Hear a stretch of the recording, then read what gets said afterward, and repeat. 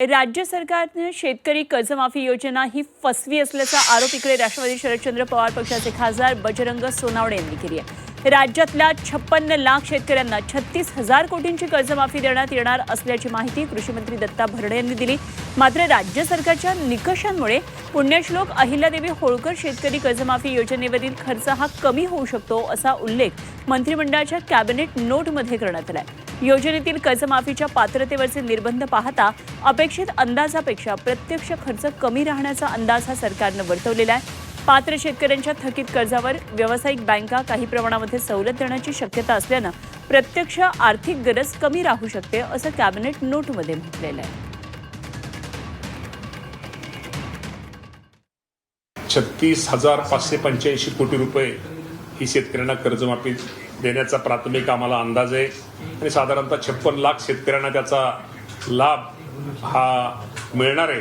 आणि या बाबतीमध्ये आपण जे म्हणलं काय अडचणी शेतकऱ्यांचं काय त्यातमध्ये त्या निकषात काय शेतकरी बसत नाहीत, या बाबतीमध्ये आम्ही निश्चित प्रकारे मंत्रिमंडळामध्ये चर्चा करून या बाबतीमध्ये मुख्यमंत्री महोदयांच्या काही गोष्टी लक्षात आणून या बाबतीमध्ये काय बदल करणं गरजेचं आहे की जेणेकरून शेतकऱ्यांना त्रास होणार नाही किंवा शेतकऱ्यांना त्याचा लाभ मिळेल। या बाबतीमध्ये निश्चित प्रकारे साधारणतः 56 लाख शेतकऱ्यांचा प्राथमिक अंदाज सांगतोय, कारण आम्हाला जाहीर आचारसंहिता आहे, आम्हाला जाहीर करायचा प्राथमिक अंदाज आहे आणि साधारणतः 36,000 कोटी 36,585 कोटी।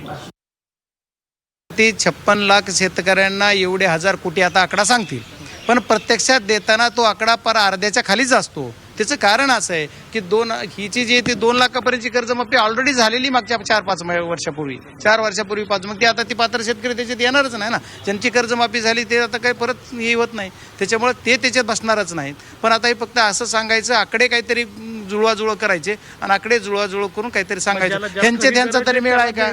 नाही, ज्याला खरी गरज त्यालाच मिळणार नाही। बरं, जो कर्ज नाही 100% फसवी आहे। आणि दुसरा विषय